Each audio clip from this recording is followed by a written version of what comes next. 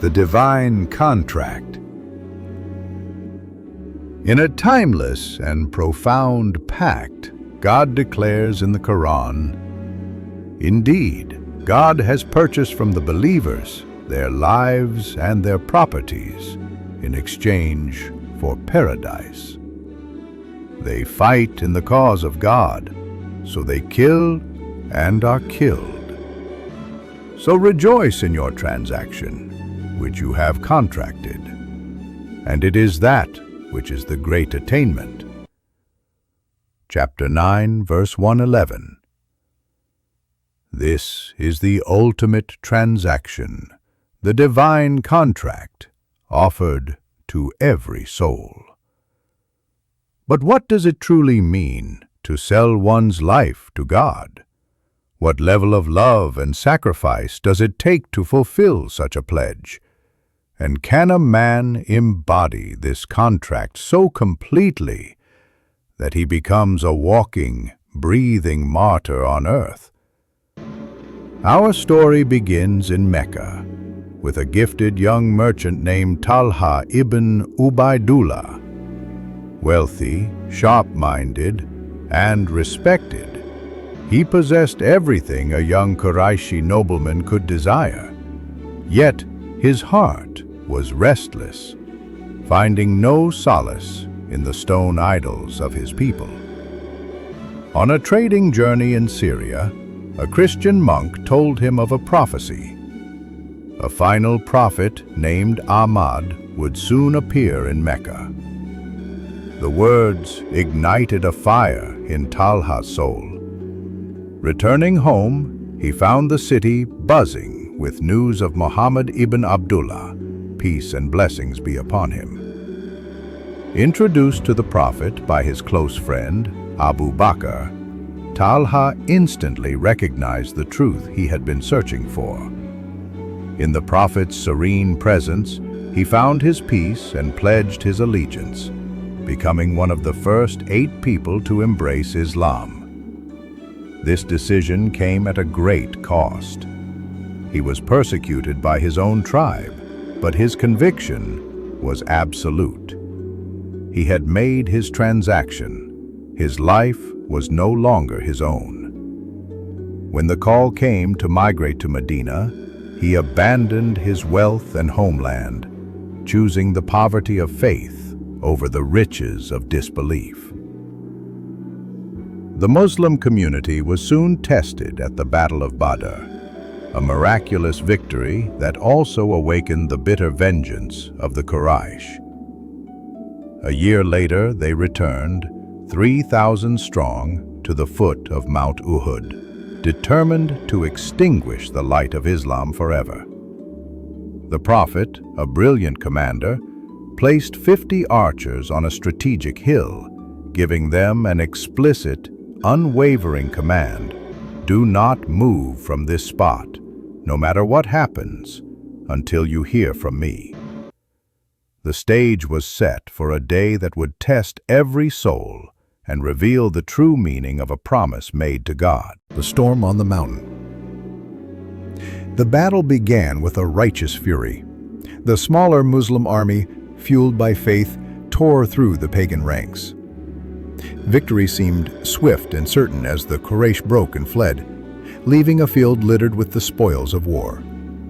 And it was here, in this moment of apparent triumph, that the heroic journey took a devastating turn. From their perch on the hill, the archers saw the victory and the abandoned riches. The lure was too strong. Forgetting their prophet's solemn command, most of them descended to claim the spoils. It was a catastrophic error, a fleeting act of disobedience that plunged victory into chaos.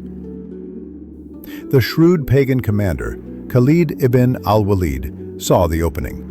He wheeled his cavalry around and crashed into the exposed, undefended rear of the Muslim army.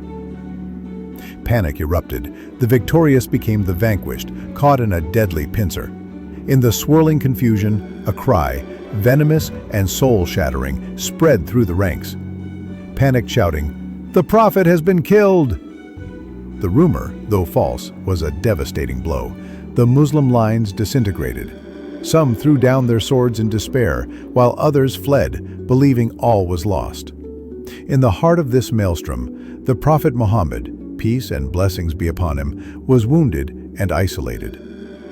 A rock smashed into his blessed face, breaking a tooth and embedding his helmet's rings into his cheek. He fell, surrounded by a band of assassins, intent on finishing the job. All hope seemed to evaporate in the dust and blood of Uhud. The divine contract, the pledge to protect the Prophet with their very lives, was now due. Somber, thoughtful, who would step forward to pay the price? While many were lost in the tide of fear, Talha ibn Ubaidullah's eyes cut through the chaos. He saw the cluster of enemies swarming his beloved Prophet. In that instant, the battle, the fleeing army, and his own life became meaningless. With a warrior's roar, battle-cried, grunting, he charged headfirst into the enemy ranks. A lone protector against a sea of swords, determined to become a living shield for the messenger of God. The human shield. Talha crashed into the ring of assassins like a thunderbolt, one of a handful of companions who reached the Prophet in those desperate moments. What followed was a display of love so pure it would be etched into history forever. The wounded Prophet needed to be moved to the safety of a higher rock, but was too weak to climb. Talha, already injured, knelt and offered his own back as a step. As the Prophet used him to ascend, he looked at his selfless companion and declared, "Talha has made paradise obligatory for himself." But the enemy renewed their assault. An arrow flew directly at the Prophet's face. Without a flicker of hesitation, Talha thrust out his bare hand. The arrowhead tore through his flesh, severing nerves and tendons. The hand that had earned him fortunes was now paralyzed, a sacrifice made in a heartbeat. He let out a small gasp of pain, and the Prophet told him, "If you had said, 'In the name of God,' the angels would have lifted you up for all to see." Again and again, Talha threw his body in front of the Prophet, absorbing the blows meant for him. Swords slashed his skin, spears pierced his flesh. He sustained over 70 wounds, transforming his body into a map of his devotion. He fought with the fury of a man who knew he was defending the future of humanity, single-handedly holding back the enemy until help could arrive. After the battle, as the companions tended to the wounded and mourned their dead, they found Talha unconscious, lying in a pool of his own blood. The Prophet, his heart overflowing with love for this companion, made the declaration that would grant Talha his eternal title. Looking at his broken, bleeding form, he announced, with deep emotion, "Whoever would be pleased to look at a man walking on the earth who has already earned his place in paradise, let him look at Talha ibn Ubaidullah. He had not died, but he had fulfilled the pact of martyrdom. He had sold his life, and God, through the words of his prophet, had confirmed the transaction." From that day on, Talha was known by a name no other has held: Ash-Shahid al-Hayy, the Living Martyr. The generosity of a martyr. The legend sealed in blood at Uhud was the ultimate expression of a life defined by giving. Talha was already one of the 10 companions promised paradise in their lifetimes, Ashara Mubashara. His heroism that day was not what earned him this station. It was a demonstration of why he was worthy of it. He lived like a man of paradise on earth, and this certainty fueled a generosity that became a legend in itself. A famous account illustrates the heart of the living martyr.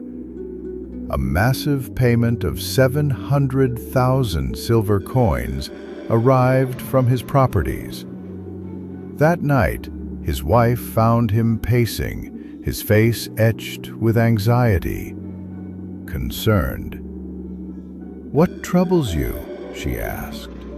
"Have I done something to displease you?"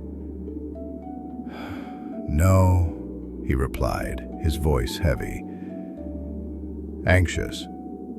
"But how can a man sleep, knowing he has this much wealth under his roof, uncertain of what his Lord thinks of him?" His wife, the daughter of the great Abu Bakr, understood.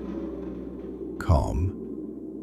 "Then let us distribute it," she said. By sunrise, every last coin had been given to the poor of Medina.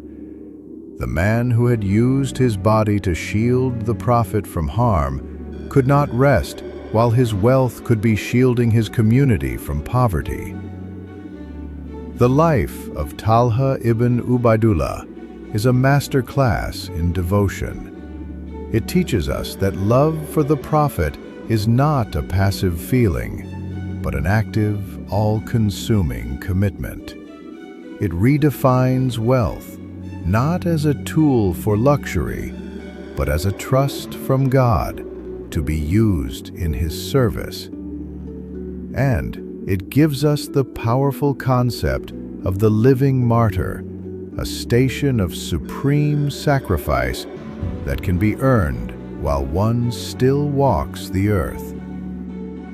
Talha gave his body on the battlefield and his fortune in the city, proving that he had truly sold his life to God, and in return was granted the honor of living out his days as a man whose place in paradise was already secure.